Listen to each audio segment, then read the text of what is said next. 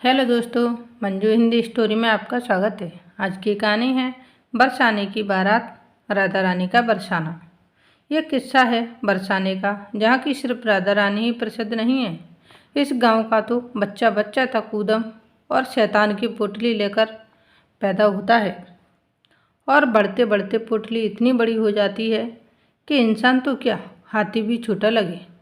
असल बात तो यह है कि इस गांव की आबो हवा में ही राधा कृष्ण की शरारतों की महक बची है। सो यहाँ के बूढ़े बच्चे, औरतें, सब एक से बढ़कर एक हैं।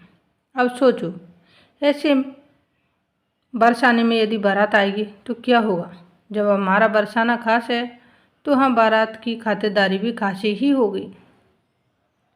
और ऐसे में बारात में कोई चौधरी आ जाए तो उसका जो हाल होगा वो तो आप सोच भी नहीं सकती। अब आप लोग ये मत समझ लेना कि मैं अपने ताऊ वाले चौधरी की बात कर रही हूँ। ना भाई, मेरी क्या मजाल लट से पिटना है क्या। वैसे भी तो ताऊ के लट और बरसाने की औरतों के लट से तो भगवान बचाए। हाँ, तो मैं चौधरी की बात कर रही थी। अरे वही वाले जिनका काम हर बात में मीन मेघ निकालने का होता है और हम गुस्से में कहते हैं तू ज़्यादा चौधरी बन रहा है। कहीं कहीं इनको उंगलीबाज भी कहते हैं, पर हमारे ब्रज में तो इनको बबरवंश कहते हैं। इनका वही हाल है, जिनको घर में नहीं है मान वो कुर्ता पहन के बन जाए श्रीमान। भले ही खुद के घर में इनकी कानी कौड़ी इज्जत ना हो, पर बाहर चाहे किसी की मौत हो या शादी, ये अपना ज्ञान बखानने से बिल्कुल भी नहीं चूकते। सापा ऐसे नहीं बंधेगा, तिलक ऐसे नहीं लगेगा, कुर्ता का ये रंग कौन सा लाया, आदि आदि। ये हर काम में ऐसी चौधराहट दिखाते हैं कि थोड़ी देर में ही घर वाले भी बाहर वाले से लगने लगते हैं। हमारी ये बारात दिल्ली से आई थी, सो चौधरी के तेवर में अंग्रेजियत की बू आ रही थी। जैसे ही द्वार चार की रस्म शुरू हुई, चौधरी साहब ने अपने रंग दिखाने शुरू कर दी। हर हाल में कमी निकालना और टांग अड़ाना शुरू कर दिया। लड़के के पिता ने चुप कराने की कोशिश की तो तन गई। अजी साहब, आपके तो पहलौठी के लड़के की शादी है, हम तो अनगिनत करा चुके हैं, हमारे बराबर समझ नहीं है तुम्हें, तुम तो चुप ही रहो। खैर, जैसे तैसे वहाँ से अंदर गए तो पत्तल पर खाना देख बिदक गए। ये क्या गमारू सा इंतजाम किया है, आजकल सब बफर भोजन करवाते हैं और तुम लोगों से एक ढंग की बारात भी नहीं खिलाई जा रही है।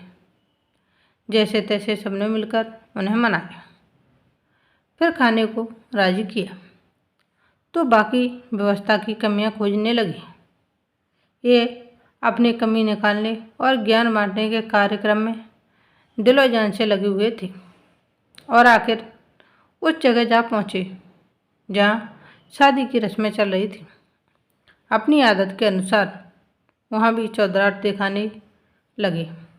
ये तो अपनी आदत से मजबूर थे, पर इतना दिमाग नहीं लगाया कि ब्रज की शादियों में औरतें आदमियों की क्या गत करती हैं, क्या गत बनाती हैं। और बरसाने की औरतें तो ऐसा हाल करती हैं कि अच्छे अच्छों की टैं बोल जाए।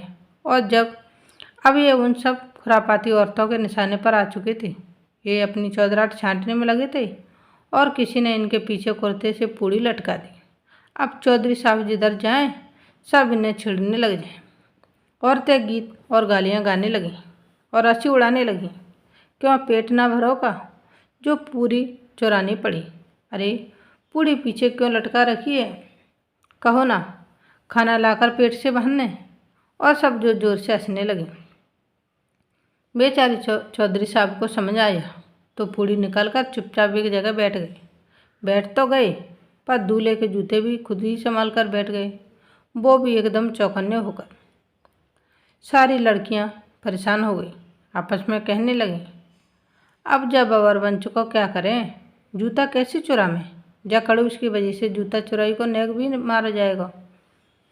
फिर सब की सब मिलकर यही शिकायत लेकर अपनी मम्मी चाची के पास गई कि वही कोई युक्ति बताएं।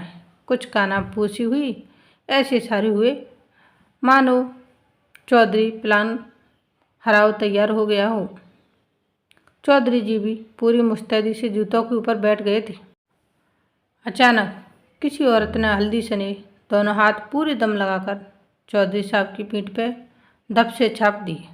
बेचारे मुंह के बल जाके आगे गिरे, पर क्या बेचारे पूरी तरह संभल कर वे बैठ भी नहीं पाए। मामले को समझने की कोशिश शुरू की कि अचानक खूब सारे लड़कों ने उन्हें ऐसा गिरा मानो चौधरी जी ने मधुमक्खियों का छत्ता तोड़ दिया हो और गुस्से में सारी मधुमक्खी उनसे चिपट गई हों। किसी ने उनकी टांग पकड़कर खींची तो किसी ने हाथ और बुरी तरह घसीट डाला। बेचारे की धोती कहीं लंगोटी कहीं वाली स्थिति हो गई थी।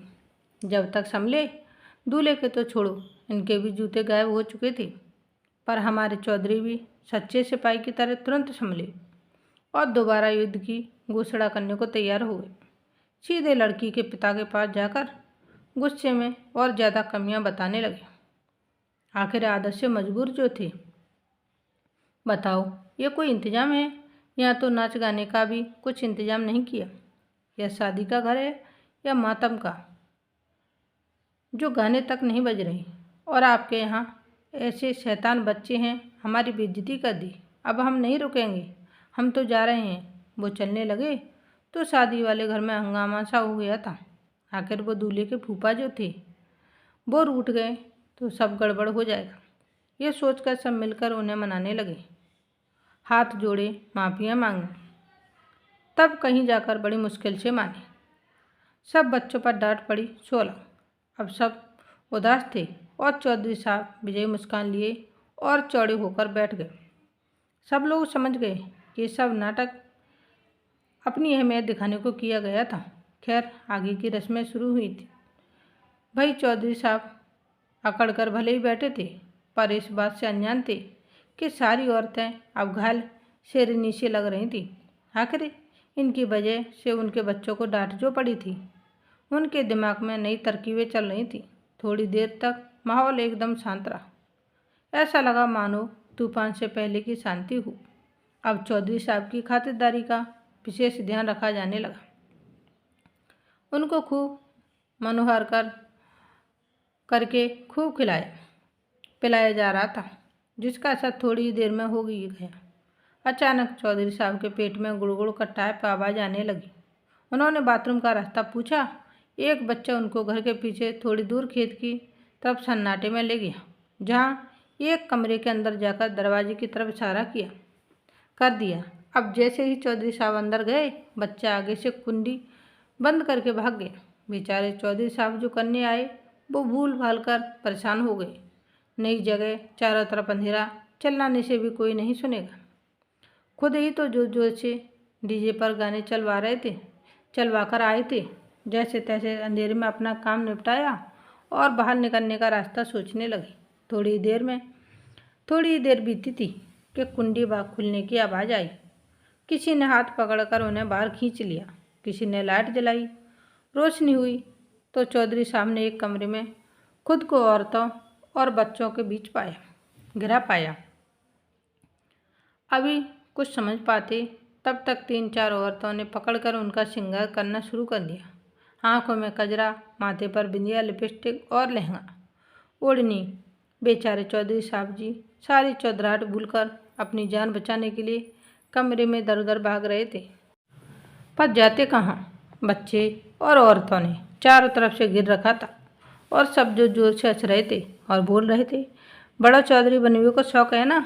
अब हम बताएंगे कैसे चौधराहट दिखावें। बेचारे चौधरी जी हाथ जोड़ रहे कि हमें जाने दो, पर जहाँ आए तो बेचारे की शामत आ गई थी। जाने कौन से मूर्ख से घर से निकले जो ये दशा हो गई थी।